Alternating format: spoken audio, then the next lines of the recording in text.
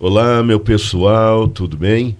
É uma alegria enorme estar com vocês nesse momento, mais um episódio Na Mesa com o Pastor. Hoje comigo aqui o pastor Jean, pastor da comunidade evangélica Cristo Vive de Vinhedo, pastor Davison, pastor da comunidade evangélica do Parque Portugal, também está aqui comigo o Edésio, nosso diretor do ITA. Do que mais, Edésio? Eu estou até sem saber agora o que você faz. Vice-presidente do CARE, diretor do ITA e presbítero da Cristo Vive. Que legal. É uma alegria enorme. Hoje vai ser bênção, porque nós vamos conversar um pouquinho do que foi esse ano de 2025 em nossas comunidades, o ano que nós denominamos ainda no ano passado, né? Não o ano de 2024, que esse seria o ano da fé, conquiste e da perseverança. Eu posso dizer que foi um ano de superação, um ano de grande superação. Teve momentos que a gente parecia que não estávamos entendendo muito, mas eu creio que o Senhor, Ele é rico em misericórdia e sabe de todas as coisas, né? E Ele tem estado no controle dessa comunidade como um todo. Pastor Jean, se apresente e, por favor, fale um pouquinho da comunidade evangélica Cristo Vive em Vinhedo, onde ela está, por favor. Bom dia, apóstolo Rui, Edésio, pastor Davinson, amados. É um prazer estar aqui, compartilhando um pouquinho daquilo que Deus tem feito.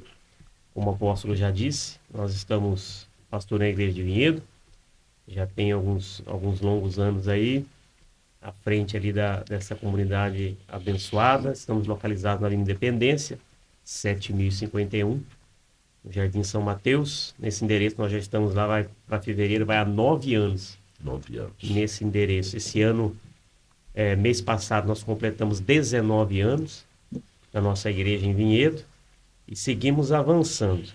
Como o senhor já disse, foi um ano de bastante desafios e Deus tem nos dado a vitória em todos esses desafios aí. Vamos continuar seguindo em frente, para a honra e glória do Senhor. Eu acho que Deus, né, quando Ele fala aos nossos corações sobre o tema do ano, Ele já sabe, né, o que vai acontecer.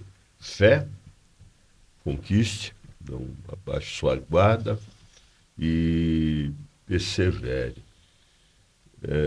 Como é que foi o ano de 2025, como está sendo, né, porque ainda não acabou, o ano de 2025, Davison, para você, ali no Parque Portugal? Bom dia a todos. Aí também fala onde está a comunidade do Parque Portugal. Ok, bom dia a todos.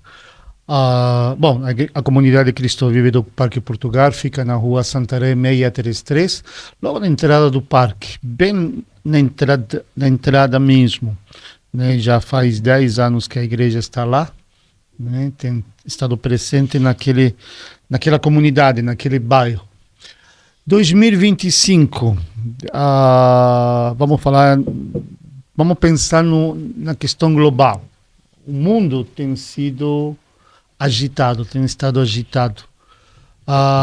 Faz algumas décadas que a gente não tem ouvido tantas guerras quanto houve este ano, está tendo este ano. Estamos tendo crises políticas, sociais, né, fortes, não só no Brasil, mas em muitos lugares. E a igreja que está no meio de tudo isso também é atingida. Eu acredito que foi o ano da superação. Por quê? Porque estamos firmes, as portas estão abertas. Continuam as portas abertas da igreja, porque o mal, o inimigo, não vai prevalecer. Podemos ter tido dificuldades, podemos ter tido desafios e as portas continuam abertas. Isso me dá um fôlego, isso me dá esperança, isso me dá a certeza de que o próximo ano está aí para continuar firmes, não crescer, não avançar. Edésio, você falou do quer. O que quer dizer quer? CARE é o Centro Social da Cristo Vive. Então, o CARE quer dizer cuidado, assistência, respeito e esperança. É o trabalho social que a Cristo Vive já faz há muitos anos, que há um ano atrás foi transformado num centro social. Então, hoje ele funciona dentro do seu CNPJ próprio, abarcando os projetos que a Cristo Vive já trabalhava. Então, entre eles, por exemplo, tem o apoio escolar, assistência para crianças que têm dificuldade na escola. Nós temos o judô, que hoje contempla 70 alunos, está indo muito bem, graças a Deus. Nós temos o inglês, que é um curso de inglês completo, que não deixa nada a desejar para nenhuma escola na cidade. Nós temos o violão, nós temos também aulas de canto, e tem projetos novos aí que estão sendo estudados para entrar agora em 2026 também. Desses projetos, por exemplo, que estão sendo estudados, né, vai entrar desde do trabalho que a Cristo Vive já oferece, que é assistência para pessoas com alguma dependência em drogas ou algum tipo de vício, entre outros trabalhos que estão na perspectiva aí que nós estamos trabalhando. Já existe um trabalho aqui dentro da nossa comunidade para dependente químico, né? Sim. O nome do trabalho é Sou de Jesus, está ao cuidado do nosso irmão Leandro. Está indo muito bem, graças a Deus também. É um trabalho sério, forte, com pessoas comprometidas e que tem experiência séria na área. Trabalha com os 12 passos. Isso mesmo. O que pode ser frequentado por qualquer pessoa da cidade? Sim, a essência do CARE ela é voltada para fora da cidade, né? Então ele contempla, obviamente, as pessoas alguns membros da nossa igreja que frequentam, mas é um trabalho voltado para a sociedade, é para a cidade mesmo. É um trabalho também interdenominacional. Isso somente em relação ao ITA, né? Mas o ITA ainda não faz parte do CARE. Né? Mas quando eu entendi o que o senhor falou, se está aberto para outras igrejas. Sim, está aberto para todo mundo. Não é um trabalho só da Cristo Vive, é aberto para a cidade de maneira generalizada. Todo mundo é muito bem-vindo, todo mundo é muito bem recebido. E o mesmo cuidado que nós temos com os membros daqui, nós temos com os membros de qualquer outra igreja. Você falou do ITA. O que quer dizer ITA? ITA é o Instituto Teológico Ágape. Né? Eu vou continuar o discurso do pastor Davison aqui. Ele está sendo repensado, reestruturado, justamente por uma questão de avanço, né? Uma questão de, poxa, vamos subir um degrau a mais. Né? O ITA ele é uma escola de teologia, hoje é um instituto teológico, mas ele nasceu de forma orgânica, assim como a Cristo Vive. Né? Quando eu falo forma orgânica, quer dizer que ele foi crescendo com o tempo, porque a Cristo Vive ela não nasceu de uma matriz.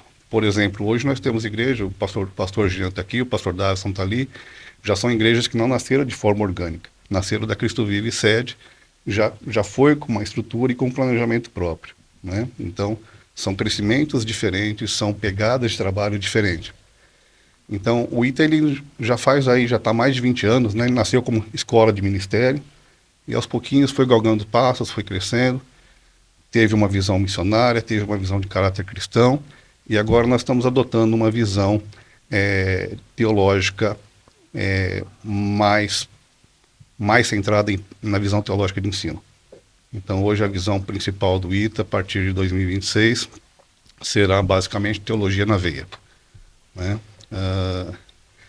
Então, é um trabalho sério, um trabalho que nós esperamos criar laços mais estreitos com outras igrejas, com outros líderes, não apenas no relacionamento pessoal entre a diretoria do ITA e esses líderes, mas também, mas principalmente no relacionamento de que, poxa, se você tem um membro da sua igreja estudando aqui no ITA, a gente quer você perto da gente. Quando eu fiz seminário, quando o Davison ingressou na faculdade, eu acho que qualquer um que fez um seminário, por exemplo, lá no Palavra da Vida, era requerido que eu tivesse a carta do meu pastor para poder ingressar. Então a preocupação não é dinheiro de imediato. O Palavra da Vida não estava preocupado, poxa, vou pegar o máximo de aluno que eu puder. Não. Eles colocam critérios de aceitação. Uma delas é a carta de recomendação do próprio pastor. Então o ITA, a partir de 2026, vai funcionar dessa maneira. Não apenas uma carta de recomendação do próprio pastor para que ingresse no ITA, mas também um acompanhamento, não somente do pastor da igreja local, mas também do líder de ministério da qual aquela pessoa já frequenta na igreja dela. Tanto é que parte da nota de avaliação, dos critérios de avaliação, justamente quem vai avaliar o aluno é o líder local, é o pastor local, que vai dizer como está sendo o comportamento ético cristão dele, o desempenho de tudo que ele tem aprendido na vida real de um obreiro aprovado. Então, o ITA é o Instituto Teológico. E é dessa forma que tem que ser uma escola séria, né, de teologia, uma escola cristã, uma escola missionária. Todos devem funcionar desse jeito. É muito bom. Pastor Jean, a igreja de Vinhedo é uma igreja que tem crescido e a gente tem percebido isso, graças a Deus. Graças a Deus mesmo. Cresceu da mesma forma do que os outros anos já? Ou foi um pouco mais difícil o ano de 2025? Houve um crescimento, sim, ao longo desses 19 anos. Como o Edésio mencionou, a nossa igreja ela nasceu aqui da sede, um grupo de pessoas, cerca de 20 pessoas na época, 19 anos atrás, e ela vem crescendo ano a ano, né? Deus tem enviado pessoas. Houve crescimento, sim, todos os anos nós temos crescido. Hoje nós temos ali cerca de 300 membros, né? Acima de 12 anos batizados. Eu creio que foi um ano como os demais em termos de crescimento. Nosso crescimento, ele é paulatino, ele é gradativo, é sólido, e isso tem trazido assim uma tranquilidade para nós ali nesse sentido. Então eu acho que manteve para nós assim lá em Vinhedo foi como os demais anos no sentido de crescimento, um crescimento gradual, paulatino, mas sólido. Eu estou entendendo quando você fala um crescimento sólido, isso quer dizer que ela não inchou, né? Exatamente, é uma preocupação que o senhor sempre tem, o senhor sempre nos alerta, né? Depende do tipo de crescimento. Se esse crescimento ele é motivado, ele é movido por um momento, por um período, por uma situação que não é aquela que agrada ao Senhor, ele não vai ser sólido, ele não vai ser permanente. Então, agora, quando o crescimento ele é consolidado em famílias, em pessoas chegando, entendendo a igreja, fazendo parte do corpo, aí é sustentável. Ok. Inchaço também é crescimento. E isso não é saudável. Davison, houve uma pressão, como você já disse há pouco, no ano de 2025. A pressão emocional que ainda vivemos, né, pós-pandemia. E a pandemia já ficou lá atrás, mas até hoje ainda vivemos isso. A luta contra a ansiedade, depressão, conflitos familiares, finanças apertadas, né? Decisões difíceis que as pessoas muitas vezes têm que tomar, povo cansado, mas buscando a Deus, ataques espirituais intensos sobre família e ministério, de uma forma geral, não só como a Igreja do Pacto Portugal, entendendo o Senhor como um terapeuta, comportamental e também como pastor.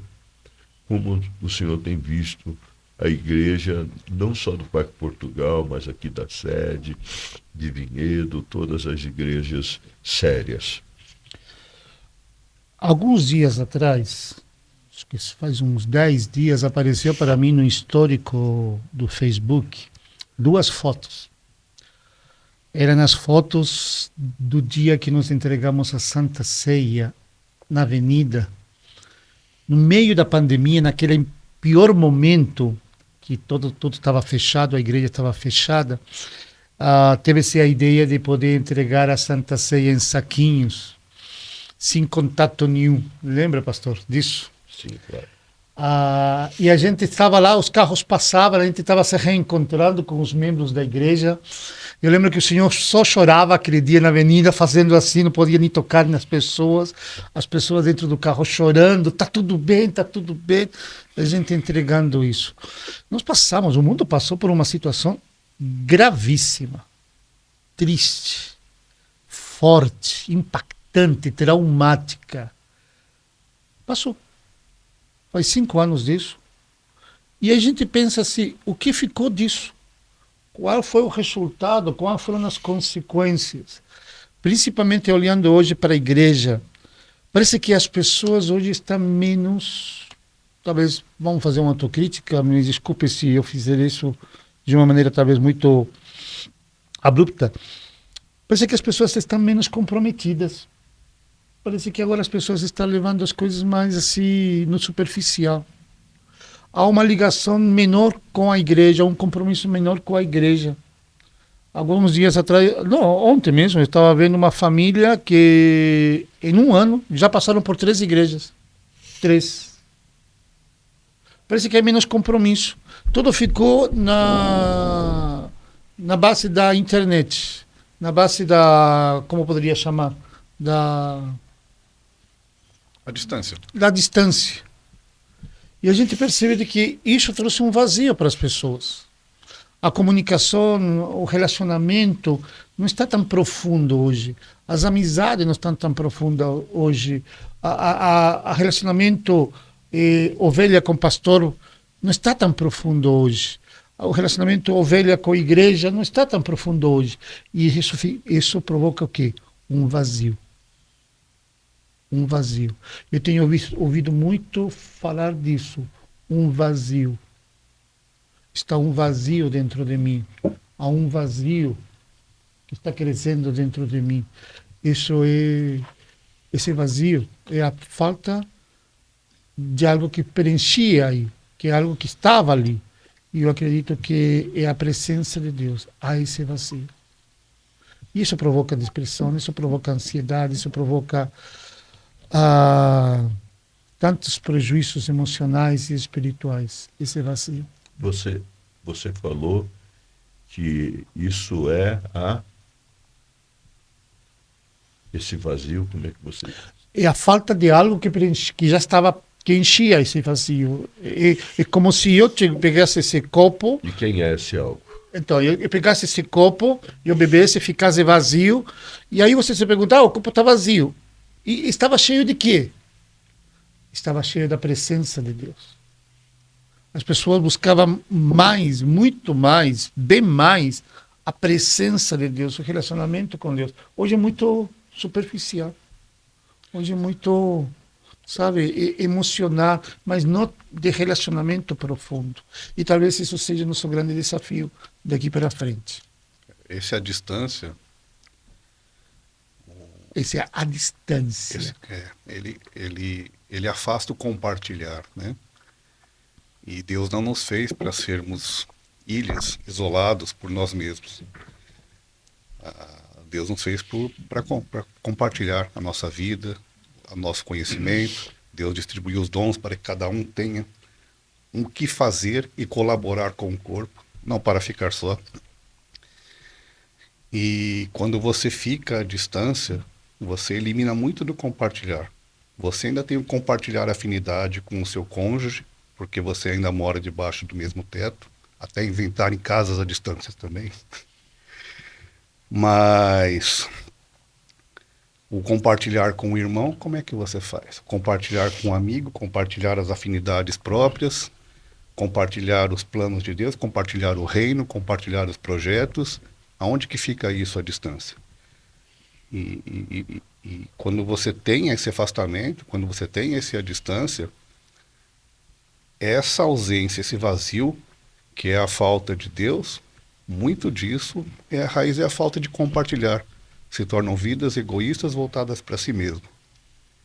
O pastor Charles compartilhou, a gente conversou um dia de manhã aqui, e aí surgiu a palavra idiota, surgiu esse negócio de vida muito egoísta. A palavra idiota, ela nasce justamente, a etimologia dela é essa, é o id, voltado para si mesmo, voltado para o próprio umbigo. Então, ser idiota é pensar em si mesmo. Ser idiota é viver a vida achando que você é único e exclusivo. E então, muito a distância é a falta de compartilhar. Eu estava conversando com uma pessoa que trabalha com relacionamentos humanos numa grande empresa em São Paulo, e ela me estava dizendo a dificuldade que ela tem de poder trazer o funcionário, o colaborador, para se identificar com a empresa. Por quê? Porque ele trabalha à distância. Ele já não é mais participante da empresa no dia a dia, ele está em casa. Ele participa da empresa, mas à distância. E ele tem que fazer algum trabalho de trazer essa pessoa para se identificar com a empresa. Isso está no meio, no secular, no comercial. No meio eclesiástico, evangélico, nós estamos tendo essa dificuldade. Sim, verdade. O mundo mudou um pouco de uma forma geral. Muitas empresas que optaram por esse trabalho à distância mantiveram alguns desses trabalhos à distância e esses funcionários não voltaram mais. Parece que algumas pessoas pegaram isso para o lado espiritual. E não é assim que funciona. Aquela coisa de Deus sim, igreja não. Isso aí foi criado no inferno. Isso não existe. Esse negócio de individualismo, né, como o Edésio citou da questão do significado da palavra idiota, do eu, essa coisa no reino não existe. No reino é formado de muitas vidas, é um corpo, é um ajudando o outro, olhando nos olhos do outro, abraçando, ajudando, se preocupando. Então, toda essa situação vem contra aquilo que Deus ensina, da unidade, de estar junto, de aquilo que Deus faz no coletivo, que Deus faz no meio da igreja. Então essas coisas precisa mudar, e mais do que nunca essa nova meta, esse novo alvo, esse novo tema para o ano que vem tem que ser assim para inculcar no povo, para que o povo volte a buscar ao Senhor como igreja, né? Ali no templo, nos lares também. O pastor Rui vai falar um pouquinho mais sobre isso depois, mas é importante. Por quê? Porque a questão não é o simples fato de você estar num ajuntamento ou não, você está na congregação ou não. A questão é, por que eu não vou? E muitas vezes esse não ir, ele é uma questão espiritual. Ele é um esfriamento espiritual. Não é porque eu não vou, é a falta de vontade de ir. É outros compromissos, outras coisas que eu coloco à frente. Mas isso parte da ideia de uma definição de identidade errada e muito perigosa. Quando a pessoa diz, eu sou a igreja. Eu não sou a igreja. Eu sou parte da igreja. Parte do corpo. Parte do corpo da igreja. Quando eu me defino, eu sou a igreja, cria um conceito individual, particular. O idiota, eu sou a igreja, pronto, eu sou suficientemente... E não preciso de ninguém. Sou suficientemente apto para viver uma vida com Deus sozinho e nada mais. Não, esse é justamente o conceito de idiota. Sou eu, eu e Deus. Não preciso de conselho, de orientação, não preciso de pastoreio, não preciso de cobertura. Uma vez, o senhor lembra disso? Alguns anos atrás, nós fomos tratar um menino de uma situação, e aí eu lembro que nós perguntamos para ele, por uma determinada situação que ele estava fazendo fora da igreja. E aí nós perguntamos, qual é a sua cobertura para isso? Para isso que você está fazendo? Ele falou assim, a minha cobertura é Deus. No sentido assim, não preciso da cobertura pastoral, não preciso da direção, não preciso da autorização, não preciso do conselho, do encaminhamento. É eu e Deus, mas ninguém. Mas aí o pastor Jansen tem algo importantíssimo que eu acho que nós temos que sempre não perder isso de foco e lutar contra, que é desconstruir essa ideologia que foi implantada. Se vocês pensarem, era comum na minha época, na época de vocês, principalmente, vocês são uma geração a mais do que eu, plano de carreira em empresa. Era normal você... Tá falando isso também pro Jean? Não, só pro senhor e pro Davison. Eu sou uma geração... Perdão, o Jean é da minha geração. Nós temos quase a mesma idade. Eu diria que até um pouco menos. Ele é 4 anos mais novo que eu. Eu vou dizer uma coisa, eu estou começando a falar uma coisa. Podem me chamar de velho, mas eu estou mais perto de Cristo que você. Amém. Glória a Deus. Eu estou mais perto da partida que você. É isso aí. Essa é boa, não é boa. Mas essa ideologia, gente, essa ideologia foi transformada pelas mudanças sociais, pelos hábitos sociais, pelos recursos, pelos meios e por a gente não se atentar. Porque hoje em dia um jovem que está a todo vapor no mercado de trabalho, se ele é inteligente, se ele está vinculado com o mercado de trabalho, a cada 4 anos ele muda de empresa. Não existe mais aquela fidelidade, aquele compromisso de fazer parte de um grupo para estruturar um trabalho a longo prazo. Existe o pensamento na vida própria. Eu construí durante uns 3, 4 anos o meu currículo aqui para vender ele mais caro para um outro. É aquela palavra, Désio, que na minha época de empresa já tinha, que é o turnover, né? É aquela rotatividade. Isso.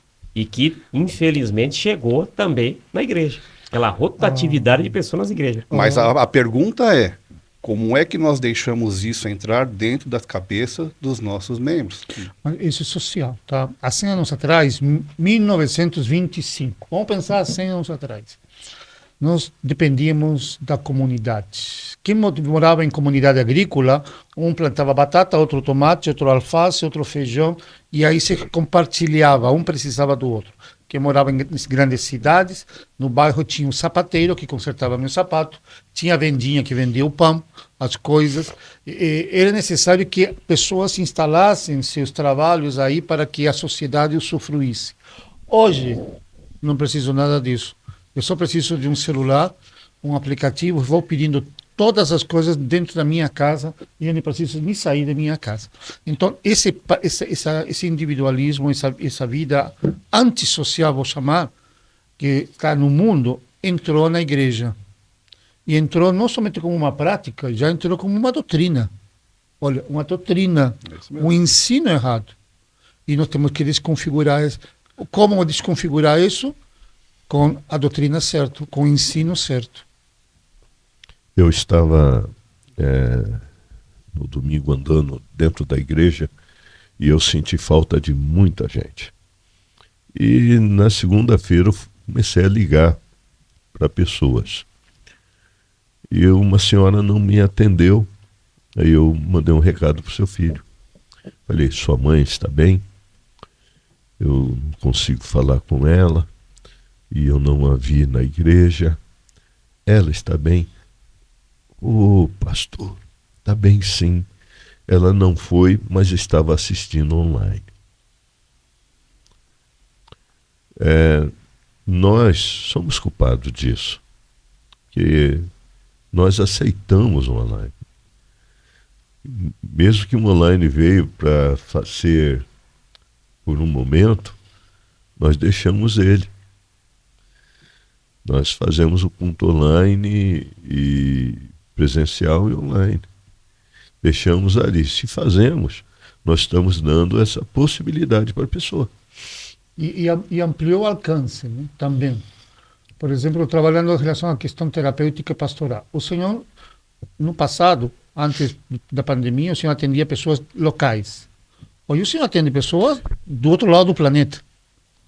Ampliou o alcance para aquilo que é uma ferramenta sensacional. Mas será que essa ferramenta era para que nós continuássemos?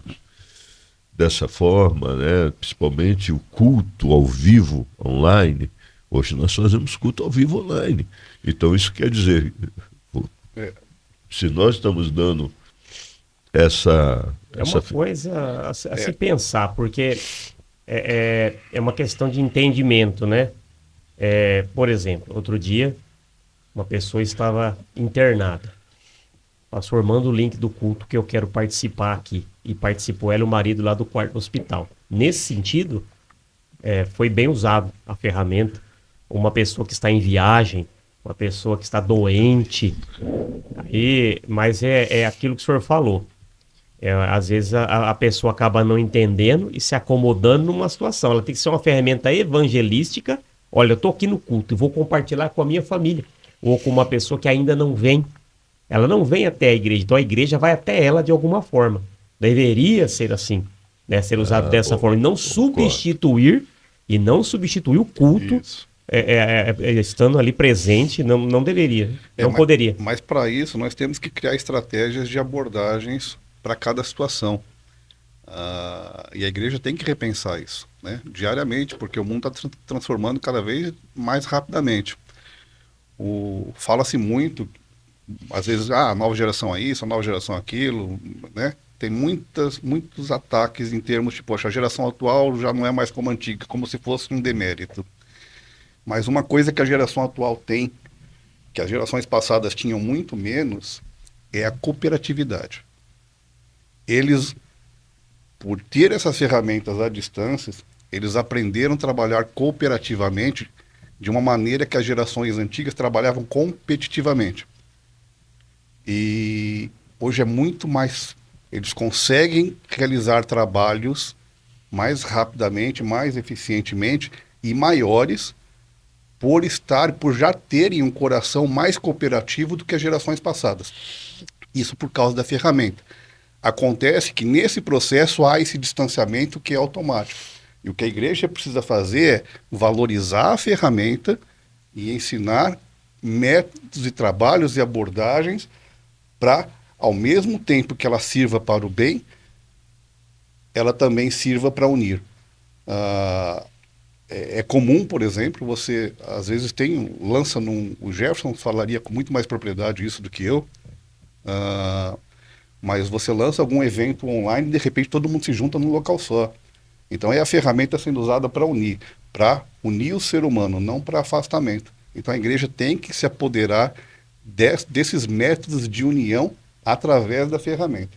Então isso é um desafio. Um desafio porque a igreja não está acostumada com isso.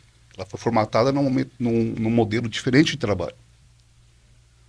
E ao mesmo tempo ela tem que ficar muito atenta àquilo que traz de prejuízo essa modernização. Voltamos à questão. Essa modernização e esse distanciamento da humanidade em termos sociológicos cria o quê? Um vazio. Então a igreja tem que estar aí pronta para preencher ou ajudar a preencher esse vazio da sociedade. Porque da mesma forma que a sociedade se isolou, se distanciou, ela está extremamente carente de cuidados, extremamente carente de ser ouvida. Pessoas vêm para nós só para falar, para serem ouvidas. Eu preciso que alguém me ouça. Eu necessito que alguém me ouça, porque não tem ninguém que me ouve. Nem dentro de minha casa, todo mundo está na correria. Então, a igreja também tem que estar muito atenta, não somente a digamos assim, se modernizar, se adaptar a toda esse agito tecnológico e demais coisas, mas também ela tem que olhar para aquilo que a sociedade agora está perdendo e que ela precisa. E ela não sabe ainda identificar. Eu acho que já falei aqui. 68 farmácias na cidade. Nós estamos em Valinhos. 130 mil pessoas. 68 farmácias na cidade.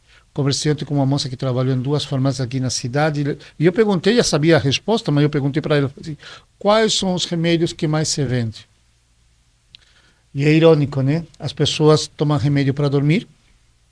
A mesma pessoa toma remédio para acordar. A mesma pessoa toma remédio para se animar e a mesma pessoa toma remédio para se aquietar. Mas vocês já pararam para pensar, por exemplo, a escola ensina um monte de recursos técnicos para a gente, mas não ensina como viver a vida. É. A escola dominical está fazendo isso também. A igreja está. Qual o papel da igreja nesse sentido? Ensina-se muito o realizar, mas não como viver a vida de maneira frutífica, em paz, entendendo a si mesmo, entendendo a sociedade, fazendo parte de um grupo. É complicado. A modernidade, ela não atrapalha. Não atrapalha em nada. Eu vejo que modernidade, ela só ajuda. Desde que ela não substitui a igreja, desde que ela não substitui a família, desde que ela não substitui a comunhão em Cristo, desde que ela não substitui a Bíblia Sagrada, desde que ela não substitui o aconselhamento pessoal. Você está entendendo?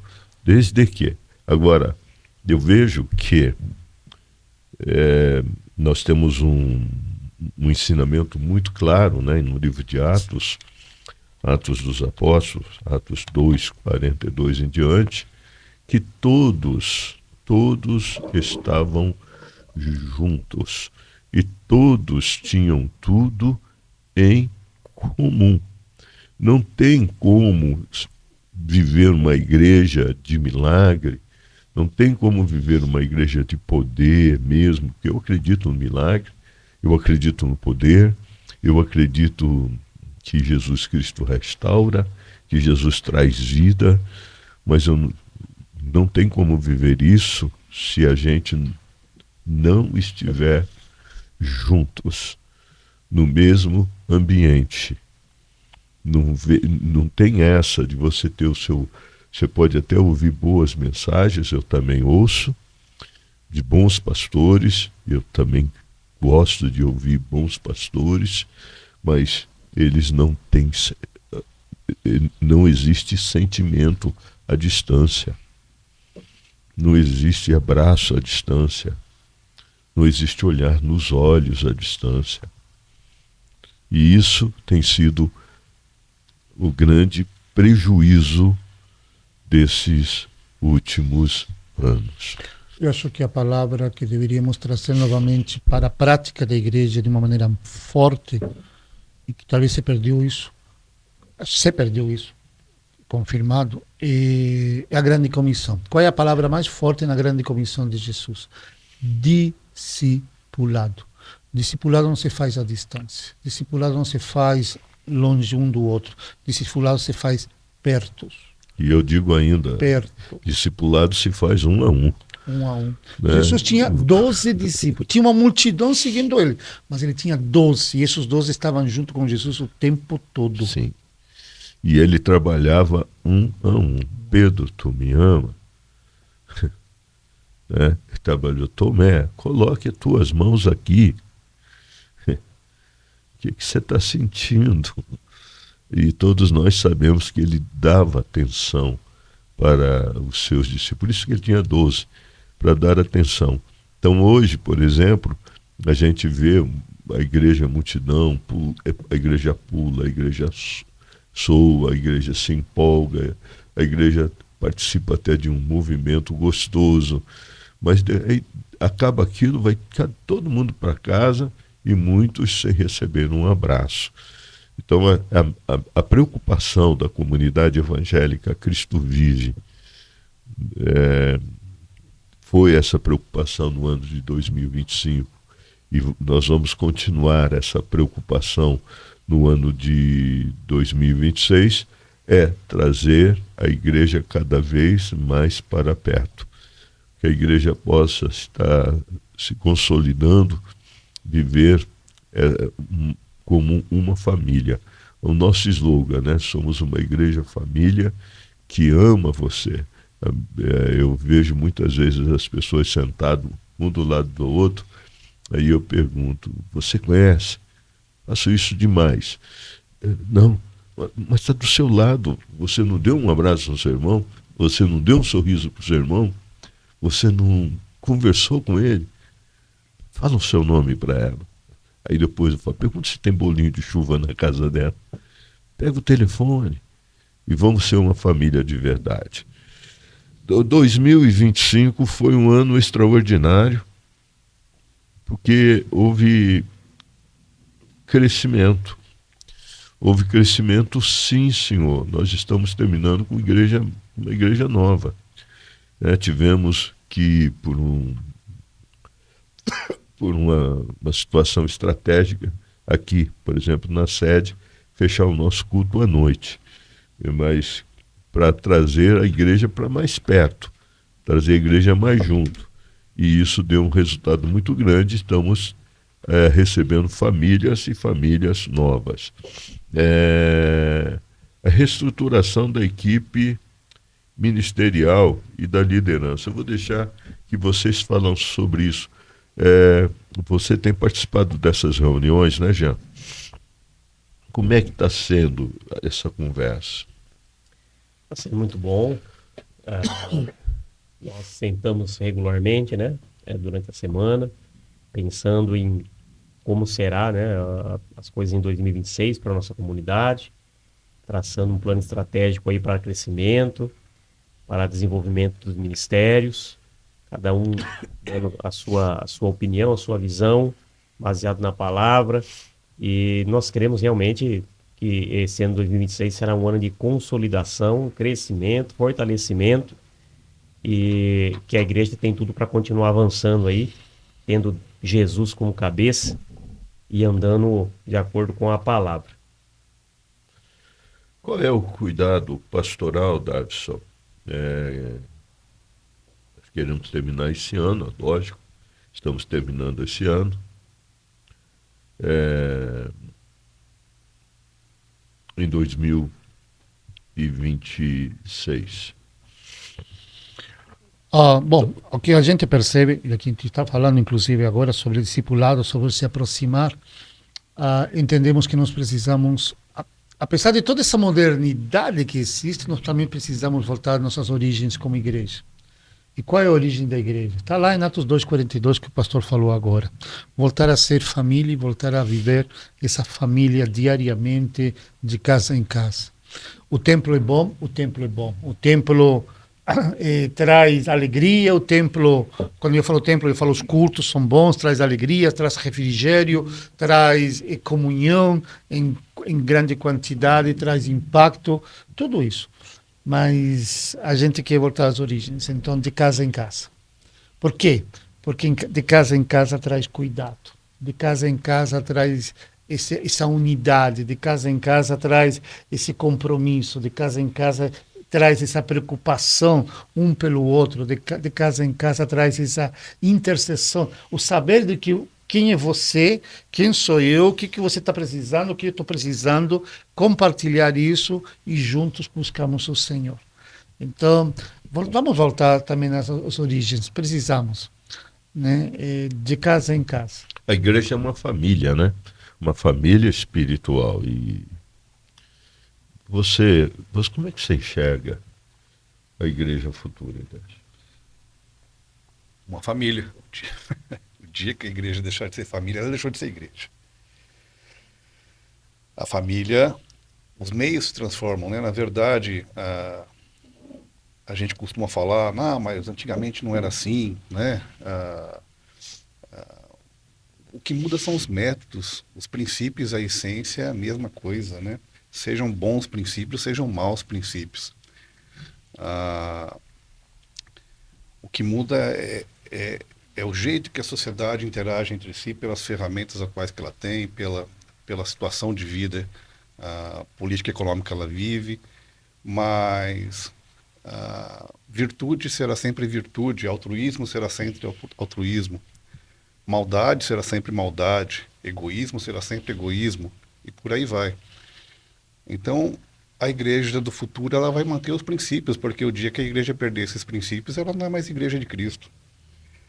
Agora sim, né? Nós temos que ter líderes capazes de enxergar para frente, porque Isso é uma questão estratégica, isso é uma questão de inteligência e de vivência. Porque se a igreja parar no tempo, a gente simplesmente perde. Perde membros, perde espaço, perde até mesmo a maneira de entregar os valores que nós tanto zelamos. Um exemplo, eu não sei aqui se eu vou ser incorreto em falar isso ou não, mas se eu for, quem estiver ouvindo me perdoe. Mas, por exemplo, a Igreja Católica assumiu recentemente que Jesus Cristo, a salvação só vem através de Jesus, não mais de Maria, né? Mas foi aí é um julgamento pessoal meu, por entender o contexto, é um pensamento próprio. Mas será que foi porque eles mudaram o coração, mudaram o princípio? Ou será que eles estão correndo atrás do prejuízo por estar perdendo o membro à torta e à direita? Na Europa, até mesmo nos Estados Unidos está acontecendo isso, mas na Europa é muito mais forte. O que fecha de igreja lá é uma coisa fora de série. Se a minha memória não estiver me pregando peça, em poucos anos caiu de 50% de cristão para 9%. As igrejas estão virando boates, as igrejas estão virando livrarias, as igrejas estão virando qualquer outra coisa, parque de skate, qualquer outra coisa menos igreja. Mas isso é uma igreja que não enxergou para frente. Isso é uma igreja que parou no tempo e não se adaptou. Então os líderes da igreja, eles têm que ser visionários. Os líderes da igreja, eles têm que ter inteligência de enxergar para frente com a iluminação do Espírito Santo. Porque se nós pararmos no tempo, o reflexo está lá. A situação, a gente consegue ver isso na Europa hoje. Deus está nos dando uma nova oportunidade. E Ele é um Deus de oportunidade sempre. Se Ele não voltar até novembro do ano que vem, e nós estivermos aqui sentados, conversando sobre o mesmo assunto, nós vamos falar novamente. Deus está nos dando uma nova oportunidade. Porque Deus é Deus de oportunidade, tá? E o meu coração está cheio, sabe, de esperança para 2026. E eu creio que será um ano de avanço, de visão, de movimento, de crescimento, um ano para reconstruir aquilo que o inimigo tentou destruir. Mas eu quero que vocês me dê a última consideração de vocês em cima exatamente disso. Eu queria falar de célula, queria falar de tantas outras coisas, mas teremos outras oportunidades, se Deus assim permitir. Mas eu queria que vocês dessem as últimas considerações falando sobre essa esperança para o ano de 2026. E passasse isso para aqueles que estão conosco aqui. Deus, como o senhor já mencionou, ele é um Deus galardoador, abençoador. Um Deus de oportunidades, um Deus de portas abertas, um Deus de esperança, de fé, de amor, um Deus de prosperidade. Os planos que Ele tem para nós, a palavra diz isso, é plano de paz, não de guerra, não de mal. Então, o que nós temos que crer é que para 2026, aquilo que o Senhor tem preparado para nós é muito grande. A palavra diz que todas as coisas concorrem para o bem daqueles que amam a Deus. Deus está no controle. Deus está sentado no trono. Embora o mundo possa estar caótico pelo esfriamento espiritual, pelas guerras, rumores de guerras, fome e tantas outras coisas, Deus está no controle. E aqueles que são filhos dele têm que se preocupar em obedecê-lo, estar na presença dele, porque aquele que anda na presença do Senhor certamente será abençoado, será guardado, e o Senhor há de honrar aqueles que o temem até o fim. Amém. Tavson? Todo dia eu mando uma mensagem para as pessoas e faço um vídeo pequeno e coloco na rede. E eu faço o texto primeiro, escrevo e depois eu falo. E olhei a mensagem de hoje. Hoje eu falei o seguinte: quando o pessimismo é maior que a esperança. Romanos 15:13 diz: o Deus da esperança os encha de toda alegria e paz. O Deus da esperança. Paulo identifica Deus como um Deus da esperança. Quando o pessimismo domina, tudo parece escuro, pesado e distante de melhorar. Mas a Bíblia não nos chama para sermos pessoas que olham para a vida com olhos negativos. Ela nos chama para sermos pessoas de esperança. Esperança não é otimismo vazio, é confiança baseada em quem Deus é. Deus é um Deus de esperança, não de desânimo. Ele enche vazio. As pessoas estão com um vazio. Ele enche, ele sustenta, ele renova. Quando a sua esperança está em Deus, o pessimismo perde a voz. O pessimismo perde a voz. A esperança não é sentimento, é combustível de fé. Esperança é combustível da fé. E quem tem esperança em Deus nunca fica sem motivos para continuar. Se a gente tem esperança em Deus, a gente nunca fica sem motivos para continuar. Então continuemos. Por quê? Porque o nosso Deus é um Deus de esperança. Bem. 2026, vamos avançar, né? Eu acho que não há nada a acrescentar no que o pastor Jean e o pastor Davison já colocaram em relação a isso. Então, bora arregaçar as mangas e trabalhar, porque a vitória é nossa. Eu acho que nenhum cristão tem dúvida disso, de que Cristo já venceu, de que nos capacita e de que, se estivermos centrados dentro da vontade dele, o nosso trabalho será próspero. Então, é importante não se perder com os barulhos da vida, não se perder com os ruídos da vida, manter o foco e trabalhar. Joelho no chão e manga arregaçada. Muito bem, é isso mesmo. A frase que eu quero deixar de 2025 foi: um ano que tentou nos derrubar, mas Deus usou para nos fortalecer. E começaremos o ano de 2026, com 12 dias de oração para 12 meses de bênção. Vamos, nesse tempo, começar o ano colocando Deus em primeiro lugar.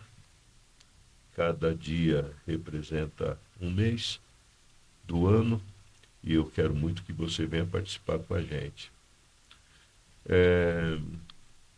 Depois vamos começar o culto da noite, depois dos 12 dias aqui na sede.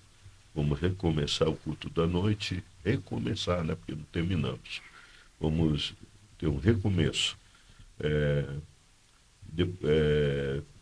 Logo em seguida, trabalhar nossa igreja em células, novos líderes, treinamentos, células. Vai trazer uma atmosfera de cura, de libertação, acolhimento, de crescimento, visão impactante, aquilo que foi dito aqui na mesa hoje, né? A célula vai promover o discipulado bem de perto, né? E nós vamos pedir a Deus que Ele nos dê um avanço espiritual,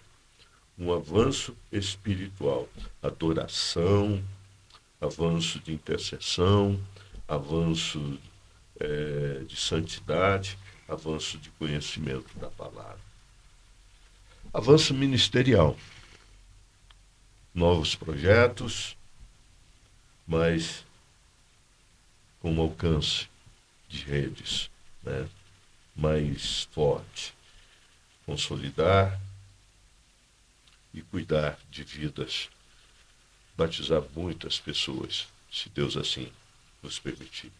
Esse é o nosso projeto, esse é o nosso querer para 2026. Para isso, nós contamos com você, membro da comunidade evangélica Cristo Vive, e também com aqueles que estão por aí, desigrejados, e que já tinham perdido a esperança em Deus. Venha nos conhecer, venha nos dar uma oportunidade. Venha receber um abraço de uma igreja família que ama você. Lembrando, se você gostou do conteúdo, curta, compartilhe, promova esse podcast, porque é bênção de Deus. Amém? Amém. Que Deus Amém. os abençoe. Amém.